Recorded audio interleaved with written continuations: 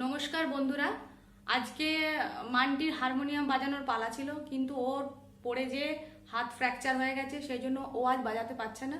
আজ আমিই বাজাবো। হ্যালো হ্যালো নাও শুরু করো।